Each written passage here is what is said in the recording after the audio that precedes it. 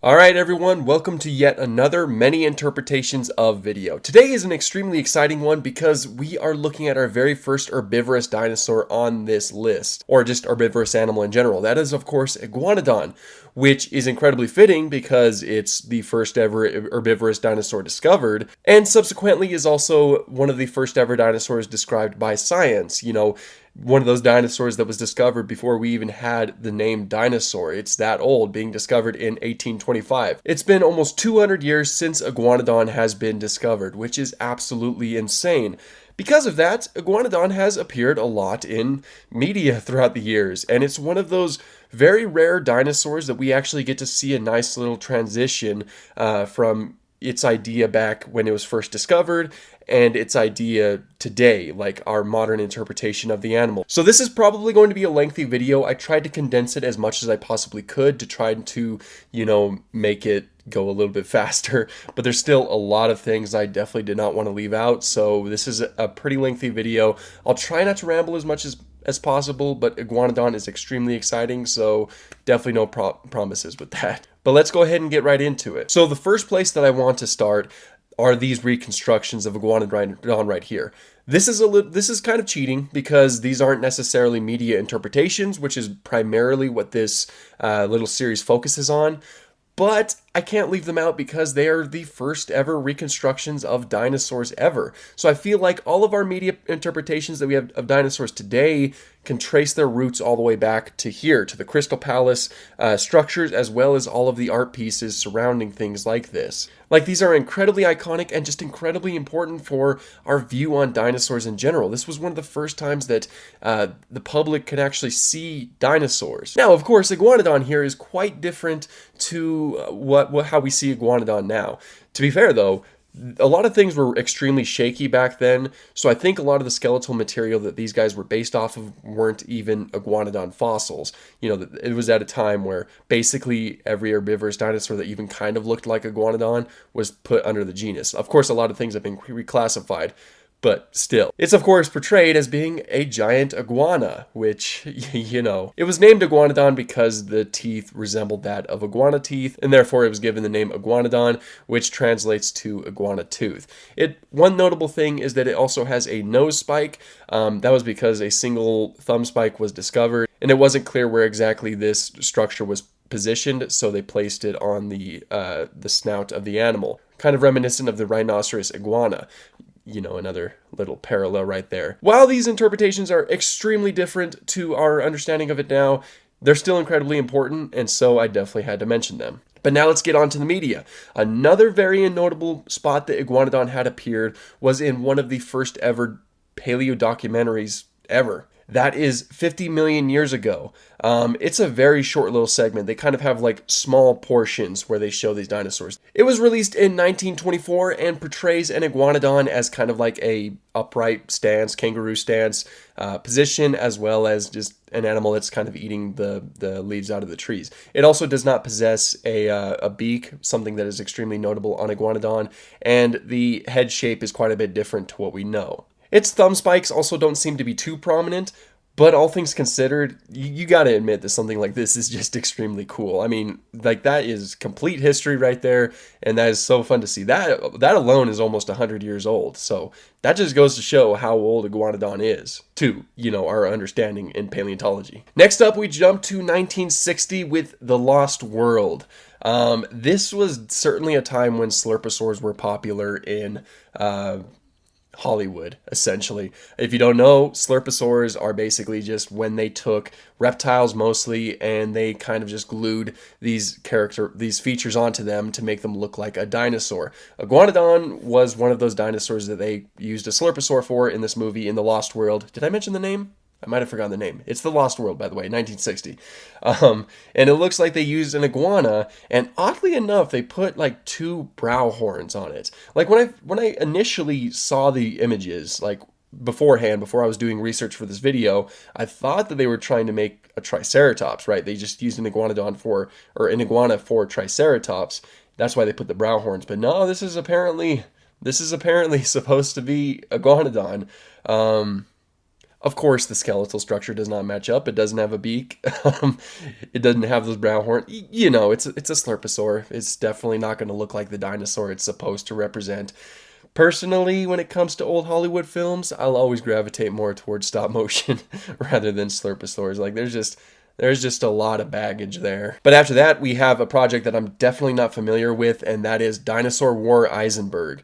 This looks fascinating. It of course kind of looks like a giant kaiju type movie that has Iguanodon. So it is someone in a suit. So of course the skeletal structure will match up to something like that. It's a very fascinating design. Like the head shape is quite interesting. I do like how prominent the thumb spike is on it though. Of course, that's one of the key characteristics of Iguanodon. So it's very cool to see it represented in such a way.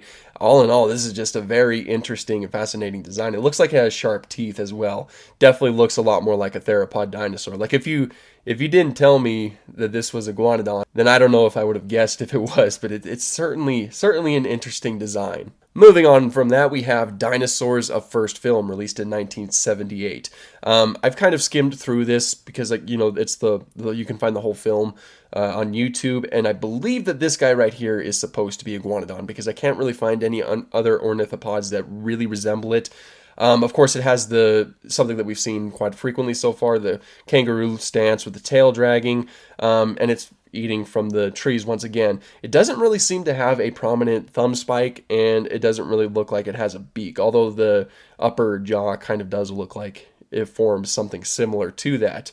It has a smaller head and things like that, and it's a bit shrink wrap, but this looks like an interesting project and is kind of creepy to listen to with the background music. Like, it's a fascinating little project. I'll definitely give it that.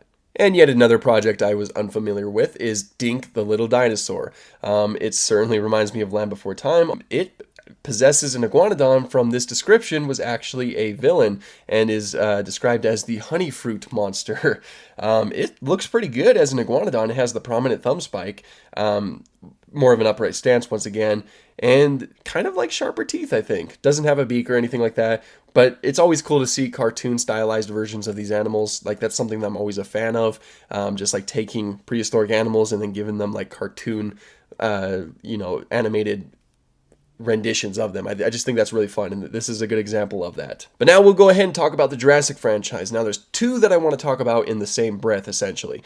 Of course, there's the Jurassic World Evolution Iguanodon, the video game, which is a very good design. I mean, it's a bit thin, especially in the neck, but all in all, it's a fantastic design. Like, it has huge forelimbs, something that Iguanodon did possess, and huge thumb spikes as well.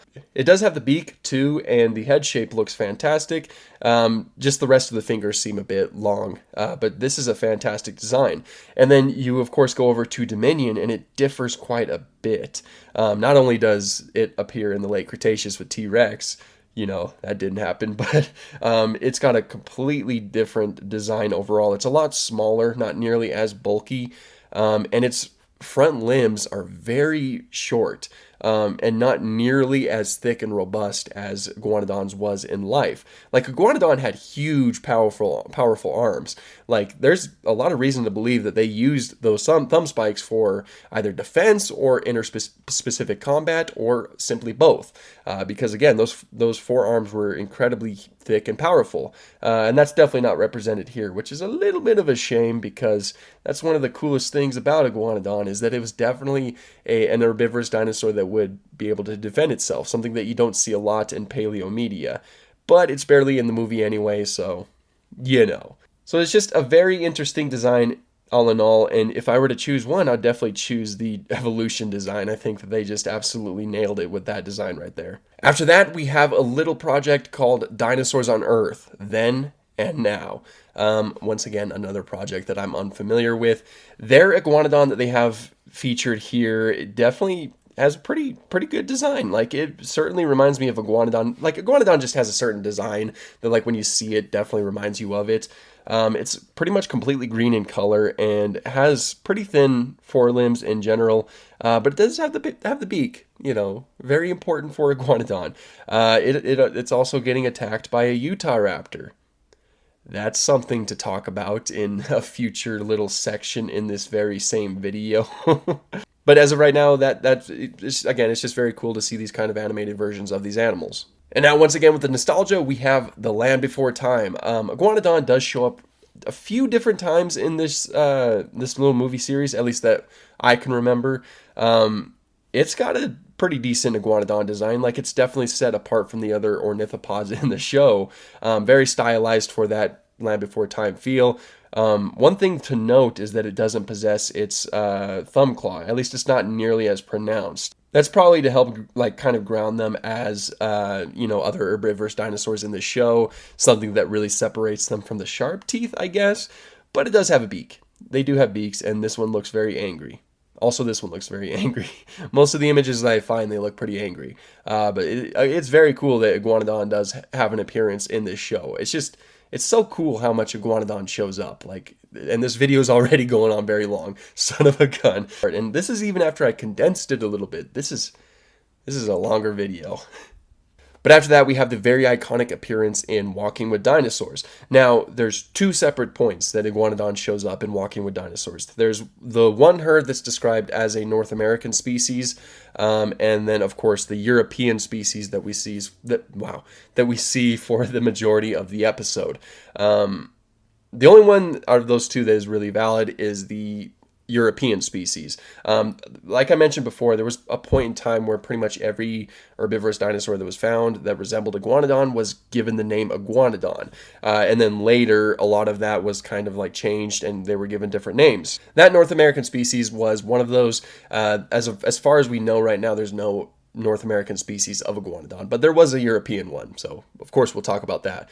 I mean, in any case, the North American species is basically the same design, just with different patterns and colors, so it works. But its design here looks really good. It does have decently small forelimbs, and although it is shown with a very huge stiff tail, something that's very likely for Iguanodon. Like, it had just a tail that was very apparently just huge. The head shape also looks pretty decent, but the neck does seem a bit short. But it does possess the thumb claw, something that I wish we saw it use in the show, as well as the beak. I also really like the patterns and the coloration that was used for it. But one thing I do want to bring up is that it's being hunted by Utah Raptor. Now, why Utah Raptor is, a dinosaur that's named Utah Raptor? Utah. I don't know why it was in Europe, but it was. That's a little hunt that wouldn't have happened, basically. The North American Utah Raptor, probably wouldn't be able to swim across the ocean, much like that. But an even more iconic appearance, and one that people, really bring up a lot, and I feel is underrated. In fact, I'm working on a video on this to say how underrated it is, because I recently rewatched it, and it was, a lot better than I remember. But that's Disney's Dinosaur. Of course, our main antagonist, antagonist too, but both the hero and the villain of this movie was an Iguanodon. But one big thing, it does not possess a beak. And there's actually a reason for that. Of course, they did know that Iguanodon did possess a beak, but it was kind of like a design choice to not give them one. Essentially, it's just easier to make them more emotive. Of course, their designs are quite differ in a lot of ways, especially in the face, because they give them more human expressions. That way they can convey those emotions easier. But their design does look fantastic here, and I especially love a lot of the individual variation that they give them, particularly with Bruton and Crone. I hope I remember their names properly. But they do have these kind of nasal structures that I feel are very reminiscent of the old Crystal Palace depictions, like the old thoughts of what Iguanodon looked like. And I feel like that's kind of a reference to that. Either that or it was just a coincidence, but I'm going to say it was a reference to that. And that's something that I really love to see. But it of course separates them from the rest of the Iguanodons. But their designs here are fantastic, and the movie in general is fantastic. And of course, I will be making a more extended, in-depth look at the Disney's Dinosaur and why I think that it's underrated. So stay tuned for that. But moving on, we have The Lost World from 2001. Of course, done by Impossible Pictures, the same ones who did the Walking with Dinosaurs series. So its Iguanodon design is very reminiscent of that. In fact, I don't really know if there was too many variation in the design. I think this is practically the same. Maybe the forelimbs are a little bit larger, but for the most part, this is pretty much the same. But it does look fantastic. Either way, I'm still a huge fan of it. And then on from that, we have another documentary, that being Dinosaur Planet. And I think you're probably looking at this and saying, wow, that does not look like Iguanodon. And you're right. That's because it's most likely Rabdodon. A completely different genus in general. I think this is another result of just a lot of different dinosaurs being identified as Iguanodon, and later being renamed into different genera such as Rabdodon. So this design differs quite a bit, although it does have the thumb claws and the beak, so that's fun. But it's just in general very, very small, flexible tail, and just very small build in general. Like, if you look at it as Iguanodon, it's just very confusing. Now, I know that if I don't mention this one, then I'll get a ton of comments bringing it up, and that's kind of fair enough. And that's, of course, the Iguanodont in Chased by Dinosaurs. Now, as I mentioned, that's an Iguanodont. It's not Iguanodon itself. There are no species of Iguanodon that lived in South America. But of course, this was designed with Iguanodon in mind, and with that in mind, we will look at it as such, and it looks pretty decent as Iguanodon. It has huge front limbs, a horizontal stance. The head shape looks pretty decent, if a bit shrink wrapped, and it does possess the beak. So all things considered, it in the context that this is like inspired from Iguanodon, this is a pretty decent Iguanodon design. I also really like the colors and the patterns of it. Just, they're very fun in general. But after that, we do have Dinosaur King. This is a fantastic design. First of all, I love the colors. The beak looks great. The arms are a bit thin, but it does have the thumb spike. Of course, it's hard not to include that. And all in all, I think it's a fantastic design. Of course, switches from both bipedal and quadrupedal locomotion. Don't think I mentioned that yet, but that's something that Iguanodon was likely able to do. Now, this looks like a fantastic design. A bit thin in a few areas, but for the most part, matches up decently to how we see Iguanodon now. Again, with a few variations here and there, but very reminiscent of definitely our thoughts of dinosaurs at the time. And then Dinosaur Train, one that I somehow kept missing in my previous videos. Like, I remembered to mention it a few times in previous videos. I forgot for a few. I don't know. But the Iguanodon here, very thin, very stylized for Dinosaur Train, does have the thumb claws and does have the beak. At least its upper jaw has a beak. Very cool colors, Denver Bronco colors. It's a very, very cool design. It certainly does fit the style of Dinosaur Train, so can't go wrong with that. And who knew that we would get to Ice Age? Ice Age 3, Dawn of the Dinosaurs, has Iguanodon. It's really fun to see see dinosaurs in general in the Ice Age style, and I'm so happy that Iguanodon was one of those. It's hard to really say any critiques because it's an animated version, and it's just really fun to look at. Look how angry he looks. Like, that's just fun. He doesn't have a beak, of course. Does have the thumb spikes, but very short, or small, short and small front limbs. But very, very cool. Very cool. Like, I'm still just very happy that Iguanodon is in that movie. I think that movie's underrated too. I really like it. We have another documentary, and that is Dinosaur Britain. This is a great documentary, and of course, being Dinosaur Britain, of course, they would talk about Iguanodon, one of the most important dinosaurs ever, especially considering the fact that it was found in Britain. Its design is a bit shrink-wrapped, but I really like the colors, and the forelimbs look fantastic.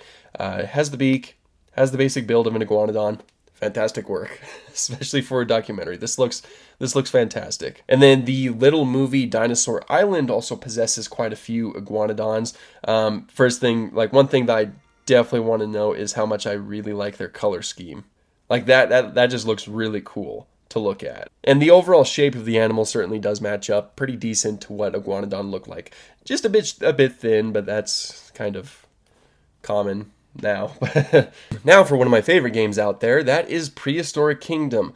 Of course, they pretty much just knocked it out of the park with this design. It has all of the bells and whistles, like the very strong forelimbs, a decently thick build, the beak. They did add a few speculative features, like the kind of enlarged scales, as well as what looks like osteoderms. Things that, of course, we're not really too certain on for Iguanodon, but certainly gives it that really kind of cool flair. I really like how pronounced the thumb spikes are, and it looks like the hands have kind of like the right amount of pronation. Like they're not too pronated. They're kind of just like tilted in at a like 45-degree angle, something that was likely possible for Iguanodon. So once again, just another fantastic design among many other fantastic designs in a game. I feel like we talk about Carnivore's Dinosaur Hunter quite a bit, and we're talking about it again. Now, much like the Carnotaurus, Carnivores is another game that introduced Iguanodon with a certain design and color scheme, one that was a little bit more reminiscent of our current understanding of it, and then eventually changed it to fit a little bit more of a retro style. So we got two of them. We got this one and we got this one. Vastly different from each other. One of them has more of a pronounced beak, while the other one doesn't really appear to have a beak, which is very interesting. I just think that's cool that they did that to definitely make it fit the style of Iguanodon. But both look great. You know, I'm a big fan of both of them. Next up is Ark Survival Evolved. I did not know that Iguanodon was in this. It has that Ark feel to it. It has like a very slim appearance. Like it's very interesting to look at. It does seem to have the beak, but very thin forelimbs as well as like very long fingers. But of course it does have the thumb spike, so it's all a win right there. But yeah, no, I did not know that Iguanodon was in this game, so that was really kind of fun to see. One of them there. Tameable dinosaurs. That's very fun. Next up is Jurassic Park Builder. I know I've said it a lot. I missed this game, but that is just another one that is on our list. Iguanodon, but stubby. You can't go wrong with that. It doesn't really seem to have a pronounced thumb claw, which is interesting. But again, I just really like the kind of Jurassic Park feel to it. Like maybe I'm just nostalgic for this game and I just miss it so much. But, you know, I like it here. I really like it. Okay, I will also mention Fossil Fighters. Like, I think that this is meant to be Iguanodon. It's called Igua here. So I assume it's meant to be an Iguanodon. It also does possess a thumb spike and a beak. You know, tall tale signs of an Iguanodon, so I'm just going to say it's an Iguanodon. Again, it's a very stubby design, something that I find very fun, and of course it's incredibly stylized for the game in which it is in. So, fantastic, looks awesome. I hope it's Iguanodon and I didn't get that completely wrong. And of course, we have the very popular Path of Titans. Their Iguanodon I am a huge fan of. Like, I think that they pretty much nailed practically everything on it. It does have a little bit of a thicker skin going down the midline of the back, as well as, of course, the beak. I've mentioned that so many times, and the huge forelimbs and the thumb spike. All very important things of Iguanodon. I really like the way that I really like the shape of the beak. Like, all things considered, I think it looks fantastic. And a lot of the colors that you can give it in this game are just so really good. As well as the fact that once you run in the game, you run in kind of like the bipedal locomotion. Of course, Iguanodon was likely able to switch between bipedal and quadrupedal locomotion, so that's something that's incredibly notable. But all things considered, this is really just a cool design that is probably one of my favorites. Like, it's just fantastic. But while that may not be every single interpretation of Iguanodon, because there's just simply so many, and there's just a lot of interpretations I simply couldn't find any footage or any images on, so I couldn't really give a fair evaluation of them. A lot of this does boil down to the same things being repeated over and over again because, you know, just the beak, the thumb spike, all that good stuff. But Iguanodon had a lot of really cool appearances in media, and I'm a really big fan of a huge majority of them. Like I mentioned before, Iguanodon's one of those rare dinosaurs that we get to see like kind of transform from such an early point when we had very little fossil material and really no understanding of what we were even looking at to now where it's completely different. It's like night and day seeing both of these interpretations right next to each other and kind of seeing that small gradual transition through paleo media is just really fun to see. Like, this was definitely a long video to make, and it looks like right now, of course with the raw cut, it's approaching 30 minutes. It'll be a little bit shorter than that, which of course you can see that, but it's still a very long video. So This will be a minute to get out. One thing I want to address right now with the many interpretations of videos is I have gotten a lot of requests to do T-Rex, and that makes complete sense because T-Rex is totally awesome, is one of the most popular dinosaurs. But because of that, I'm sure that you can already guess that T-Rex does appear a lot, like way more frequently than I'm sure any other dinosaur ever. So while I do want to get to T-Rex, I'm planning on reserving it for like a special occasion, most likely for 10,000 subscribers if we were to get to that point. So for those of you who waited until the end of the video, that's my whole plan with T-Rex. I do plan on doing many interpretations of T-Rex just for a very special occasion such as that. Just wanted to get that out there. I'll probably make a little bit of a community post explaining that too, because I don't want everyone to think that I'm kind of letting you hang in with T-Rex. I definitely don't want to avoid T-Rex. That's one that I'm very excited to take a look at in the various media interpretations, but that's just my plan right now because it's just that'll be a huge video, and I definitely want to cover as many as I can, so it would probably be even longer than say this one. But this was a very fun one to make, very exciting to finally do an herbivorous dinosaur because we've done a lot of carnivorous animals in this series, so it was definitely cool to switch it up in that sort of way. The poll will be up in a few days. Be sure to vote for whichever animal you want to see next. And once again, if we reach 10K, then we will be doing many interpretations of T-Rex. So that's very exciting. But that's pretty much all I have for this video. Thank you guys so much for watching, and have an awesome day.